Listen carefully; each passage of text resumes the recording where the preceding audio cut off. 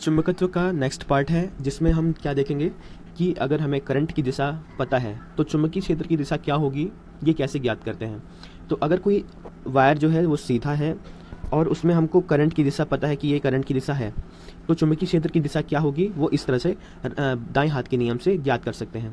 ठीक है, तो जैसे कि ये वायर है, ये एक वायर है, इसमें करंट की दिशा बताया गया है कि ये ऊपर की साइड है। ठीक है, तो करंट की दिशा जब ऊपर बताया है तो हम क्या करेंगे, उस वायर में अपना दायां हाथ रखेंगे और अंगूठे को करंट की दिशा में कर देंगे।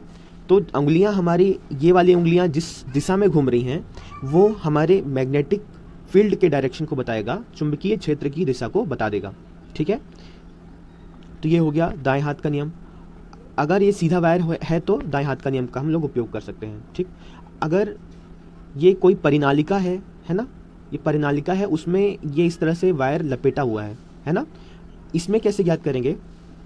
तो जैसे कि ये हमारा हाथ है, इसमें भी दाहिना हाथ ही लेंगे और इसमें जो वायर हैं इस तरह से है ना, उसमें करंट की दिशा आपको पता है कि ये ऊपर के डायरेक्शन में जा रहा है। तो हम उस परिनालिका को इमेजिन करेंगे कि हम वो करंट की दिशा में अपनी उंगलियों को किए हुए हैं। ये चारों उंगलियों को करंट की दिशा में अगर कर दें तो जो अंगूठा है ना, जिस साइड पॉइंट करेगा वो नॉर्थ साइड होगा उस चुंबक का। ठीक है, नॉर्थ मतलब उत्तर दिशा को बताएगा, उस चुंबक की उत्तर दिशा को बता देगा।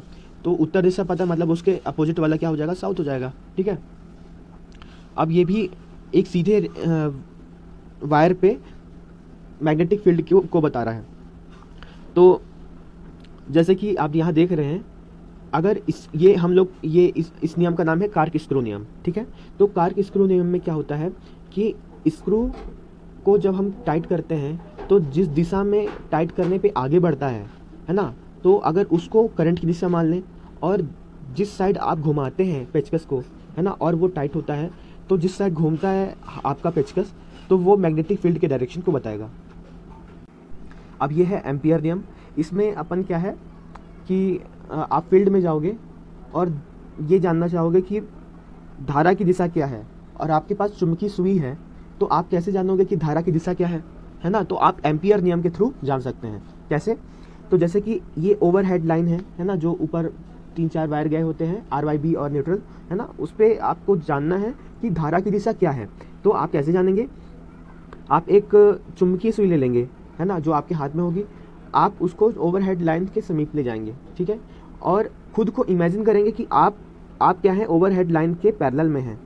ठीक है ना, आप अपने आप को इमेजिन करेंगे कि आप जो है इस तरह से आप ओवरहेड लाइन के ऊपर में हैं। ठीक है, तो क्या होगा, अगर चुंबकीय सुई है ना, ये अगर इस साइड पॉइंट कर रही है, ठीक है ना, इस साइड पॉइंट कर रही है, तो आपका जो देखिए, अगर चुंबकीय सुई है ना कुछ इस तरह से घूमती है जिस ओर आपका बायां हाथ है ना, तो बाएं हाथ के साइड अगर आपकी चुंबकीय सुई घूम गई है तो जो करंट की दिशा होगी वो क्या होगी, आपके पैरों से सर की ओर होगी। ठीक है ना, समझ में आया। देखिए फिर से बोल रहा हूँ, ये ओवरहेड लाइन है। ओवरहेड लाइन में जब आप किसी चुंबकीय सुई को रखते हैं है ना, और खुद को इमेजिन करते हैं कि आप यहाँ पे उसके पैरेलल लेटे हुए हैं है ना, तो चुंबकीय सुई को जब आप पास ले जाते हैं और वो उस तरफ पॉइंट करती है जिस साइड आपका बायां हाथ है ना, ये बाएं हाथ की ओर ये चुंबकीय सुई मुड़ी हुई है। देखिए इस साइड मुड़ी हुई है ना, और उसी साइड तो आपका बायां हाथ है। तो क्या होगा, आप करंट की दिशा क्या होगी, आपके पैरों से सर की ओर होगी। ठीक है, इसको समझ लीजिए क्योंकि ये आपको फील्ड में काम आएगा। अब यहाँ पे क्या है, दो समानांतर चालक हैं और उस पे धारा बहने पर चुंबकीय प्रभाव क्या होगा वो देखते हैं। तो देखिए हम यहाँ पास दो समानांतर चालक ले लेते हैं। ठीक है, तो या तो दोनों में करंट का डायरेक्शन एक ही दिशा में हो सकता है, या तो हो सकता है कि एक का डायरेक्शन अपोजिट में हो है ना। तो अगर दोनों का डायरेक्शन सेम दिशा में हो है ना, तब क्या होगा, तब ये इस प्रकार से होगा, क्या होगा कि आपका फील्ड जो होगा दोनों का क्या हो जाएगा, फील्ड जो है कॉमन हो जाएगा। ठीक है, कॉमन मतलब कि एक ही दिशा में हो जाएगा। जैसे कि आप यहाँ पे देख पा रहे हैं, यहाँ पे दोनों की दिशा एक ही ओर है, ठीक है। तब क्या हो रहा है, इमेजिन कर लेते हैं कि दोनों इनवर्ड गए हैं, इनवर्ड मतलब कि अंदर की ओर, ठीक है ना। अगर ये अंदर की ओर ये दिखा, देखिए ये प्लस का साइन जो दिखा रहा है ना, इसको मैं पतला कर लेता हूँ, ठीक है। ये अगर ये प्लस का साइन दिखा रहा है यहाँ पे दोनों में, है ना, ये प्लस का साइन क्या बताता है कि धारा जो है वो नीचे की ओर जा रही है, और अगर यहाँ पास बिंदु हो तो आप समझ लीजिए कि धारा ऊपर की ओर आ रही है, ठीक है। तो मैंने क्या बताया, यहाँ पर धारा, यहाँ पर क्या दिया हुआ है, दोनों में धारा की दिशा क्या है, समान है, दोनों नीचे की ओर जा रही है। जब नीचे की ओर दोनों का डायरेक्शन है, तब क्या होगा, इन दोनों का चुंबकीय फील्ड एक दूसरे को सहयोग करेगा, और देखिए यहाँ पर जो करंट की दिशा है, जो चुंबकीय क्षेत्र की दिशा है, एक दूसरे का सपोर्ट कर रही है, और इन दोनों एक ही दिशा में, दोनों वायर का जो फील्ड है अलग अलग है ना, वो एक कॉमन फील्ड बन चुका है, ठीक है। लेकिन वहीं पे अगर दोनों का डायरेक्शन अलग अलग है ना, यहाँ मतलब इनसाइड जा रहा है, मतलब कि अंदर की ओर जा रहा है, और ये यहाँ पास क्या है, ये बाहर की ओर जा रहा है, यहाँ पास यहाँ बाहर का डायरेक्शन होना चाहिए था, पॉइंट होना चाहिए था, ठीक है। तो ये बाहर की ओर जा रहा है और ये अंदर की ओर जा रहा है, तब क्या होगा, इसका फील्ड कुछ और होगा, इसका फील्ड कुछ और होगा, है ना। दोनों का फील्ड एक दूसरे के अपोजिट होगा, तब इन दोनों का फील्ड किस तरह बनेगा, इस तरीके से बनेगा।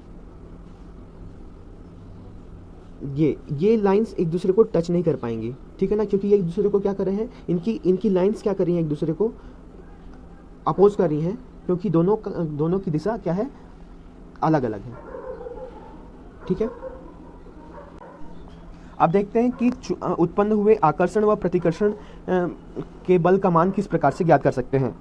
अगर दो लाइन है, दो वायर है ना, और उसमें करंट की दिशा आपको पता है कि इसमें I1 है और इसमें I2 है ना, तो इसकी जो लेंथ होगी, है ना, इन दोनों की जो लेंथ होगी और इन दोनों के बीच में की जो दूरी होगी d, है ना, तो उसके लिए सूत्र क्या है, F बराबर μ0 I1 into I2 into L upon में 2 पाई d।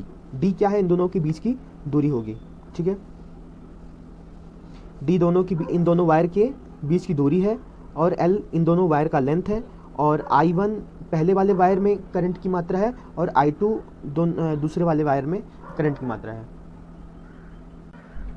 सोलेनॉइड हेलिक्स का क्या होता है, अपोजिट होता है ना, दोनों का संरचना एक ही तरह से लगभग दिखाई पड़ता है, लेकिन हेलिक्स में क्या होता है, जो ये टर्न्स होती हैं, है ना, उनका जो व्यास होता है, व्यास अधिक होता है हेलिक्स में, लेकिन सोलेनॉइड में क्या होता है, व्यास लंबाई की अपेक्षा क्या होता है, कम रहता है। यानी यहाँ पर देखिए, यहाँ पर इस तरह से टर्न्स हैं, तो यहाँ पर जो लंबाई है ना, वो ज़्यादा है, और यहाँ पर जो व्यास है वो इसका क्या है, कम है, तो इसको सोलेनॉइड बोलेंगे। और अगर व्यास लंबाई से अधिक होगा, है ना, यहाँ पर मैंने सही से नहीं बना पाया है, तो